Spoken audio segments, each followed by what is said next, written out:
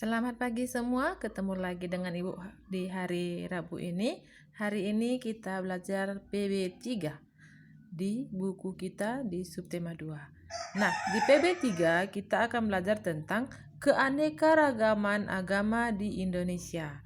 Kita ketahui bahwa agama di Indonesia ada 6 yang sudah diakui. Jadi hari ini kita akan bahas tentang agamanya, kitab sucinya, hari rayanya, tempat ibadahnya. Itu yang kita bahas pada hari ini. Oke, mari kita lanjut. Nah, agama di Indonesia ada 6. Yang pertama, Kristen Protestan, Katolik, Islam, Hindu, Buddha, Konghucu. Dan perlu kita ketahui, agama yang paling besar di Indonesia adalah Islam. Islam yang pertama, yang paling banyak penganutnya. Yang kedua, Kristen Protestan dan Katolik, itu yang kedua. Dan yang ketiga adalah Hindu, kemudian Buddha, kemudian Konghucu. Itulah jemaatnya, persebaran jemaatnya yang paling banyak gitu ya Naya. Ingat, negara Indonesia adalah negara mayoritas Islam. Tetapi di Tanah Karo yang paling banyak adalah Kristen Protestan dan Katolik. Sekarang kita lihat tempat ibadahnya. Tempat ibadah agama Kristen Protestan gereja ya. Kalau kita beragama Kristen Protestan, kita tahu bahwa tempat ibadah kita adalah gereja. Kristen Protestan sama dengan Katolik. Mereka sama-sama pengikut ajaran Tuhan Yesus Kristus. Jadi tempat ibadahnya di gereja. Islam masjid. Hindu pura. Buddha vihara. Konghucu di kelenteng. Jadi Kristen Protestan, Katolik, Islam ini udah sangat sering kita lihat tempat ibadahnya. Dan bisa kita bayangkan bagaimana tempat ibadah kita masing-masing. Bagaimana itu gereja, bagaimana itu masjid. Dan pura, vihara, dan kelenteng akan Ibu tunjukkan gambarnya. Nah, ini adalah pura. Perhatikan, ciri-ciri khusus pura itu memiliki tanda seperti ini. Ya, ini. Berarti pura ini tempat agama siapa? Iya, Hindu. Pura adalah agama, tempat ibadah agama Hindu. Yang ketiga, vihara. Nah, lihat, perhatikan. Nah, ciri khusus vihara ini seperti ini. Ada seperti ini. Ada seperti ciri-ciri rumah gadang.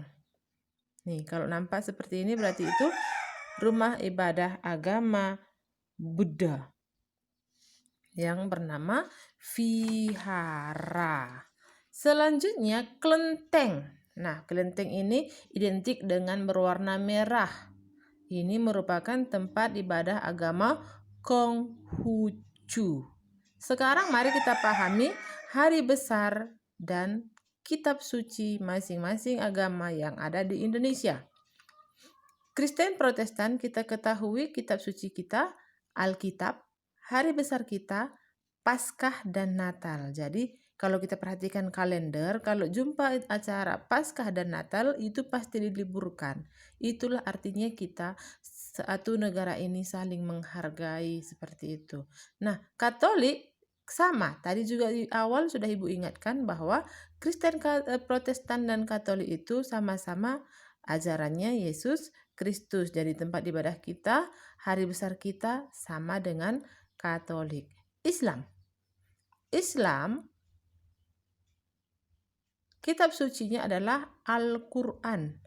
Hari besarnya Idul Fitri dan Idul Adha. Itulah nanti pada tanggal 31 ini akan kita peringati hari besar agama Islam, yaitu hari raya Hijriah. Nah, Hindu kitab sucinya Weda. Hari besarnya Kuningan, Galungan, Nyepi. Yang paling sering kita rayakan yaitu hari raya Nyepi. Buddha, kitab sucinya adalah Tripitaka. hari besarnya adalah Waisak. Nah, Konghucu ini salah ya nak ya. Konghucu ini kitab sucinya adalah Sisujing. Jadi kitab suci agama Konghucu itu adalah Sisujing. Hari besarnya adalah Imlek. Jadi jangan lagi dibilang, kok libur anak-anak semua?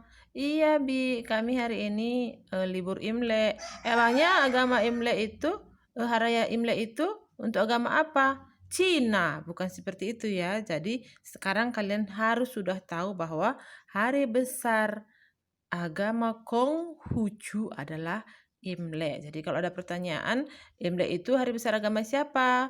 Konghucu. Jangan lagi bilang Cina. Nah, itulah pembelajaran hari kita hari ini.